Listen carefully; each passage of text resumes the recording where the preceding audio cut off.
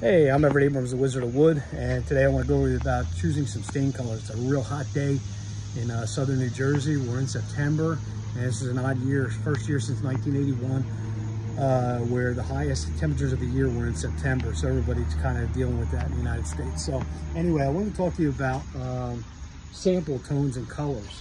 So what happens is we need to pick out a color for the customer to do the cedar shakes that we're restoring here. And if you've seen some of the videos, you've seen where we just started this project and we restored the cedar shakes. They come out real nice. If you want to see where we were the other day, this is what it looks like. And this is Western red cedar that came up real nice. It had black and it had growth, it had graying. We have all kinds of stuff on this one. So what we do is we give the customer samples. They dialed it down to where there was 2. We gave them 4 samples on cedar boards so they could just get an idea of what they like. They're between a medium and a dark brown. Full disclosure, we're using the Deck Restoration Plus Deck and Wood Stain, and we're using the Maple Shade Brown, which is a medium brown, and then we're using the Morristown Brown, which is a dark brown.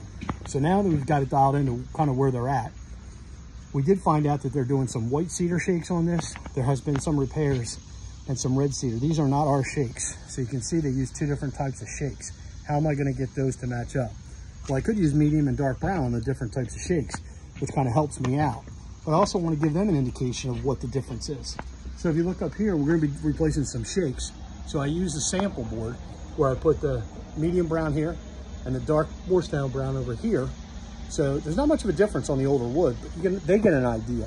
If they don't want it too dark, or they don't want it too orangey or red, or that orange or red coming out, you know, then they'll see it actually on their wood.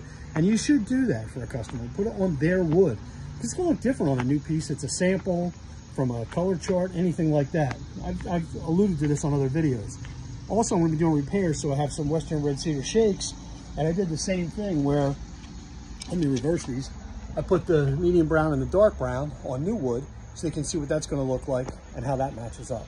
They're going to have a real good indication of what this is going to look like. They can see the vision. They're not going to be at the end and say, you know what, I really liked it when we picked the color, but I'm not in love with it now. I don't want that. I want them to actually see, know, make a real educated choice of what stain they're going to put on. Start out with the samples, get an idea, dial them in, make sure you put it on their wood. If you're using new wood, put it on there, but an actual cedar shake, not a cedar plank that we use for decking, it will look different. I'm Everett Abrams, the Wizard of Wood. Hopefully you like this tip, dialing it in and choosing the right stain color for your customer.